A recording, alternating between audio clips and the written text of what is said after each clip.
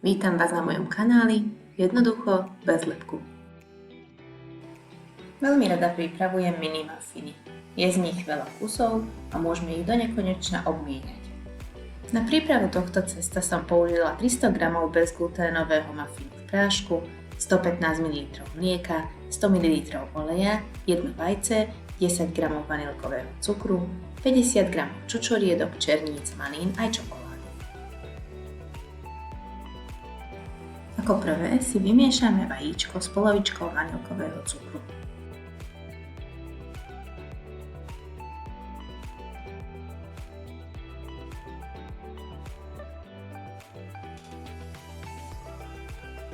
Pridáme mlieko, olej, poriadne premiešame. A postupne za stáleho miešania prisypávame múčnú zmes.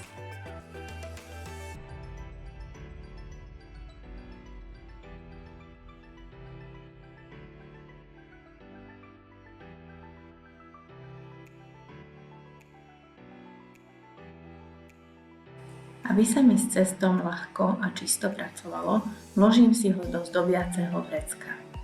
Vrecko si vložím do vysokého pohára. Takto sa mi cesto naozaj ľahko prekladá. Špičku vrecka odstrihnem nožničkami. Keďže som nechcela mať všetky mafiny rovnaké, ale s prekvapením vo vnútri, nepridala som čokoládu a ovocie do cesta. Najskôr som košičky naplnila malým množstvom cesta, približne polovičkou zo zdobiaceho vrecka. Potom som jeden rad naplnila čokoládou, druhý čučoriedkami, tretí malinami a štvrtý černicami. Potom som ovocie prikryla druhou polovičkou cesta.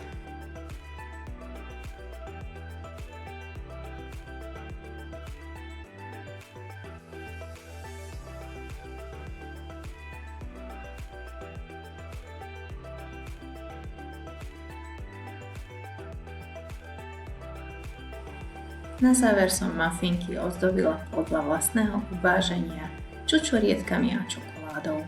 Piekla som ich na 175 stupňoch približne 20 minút. Fantázii sa medze nekladú a mafinky môžu byť za každým iné, pridaním iného ovocia, napríklad jablk, hrušiek, banánov, čerešní či sušeného ovocia, alebo pridaním orieškov, kokosu, kaká. Ak sa vám video páčilo, zvážte odber a dajte like.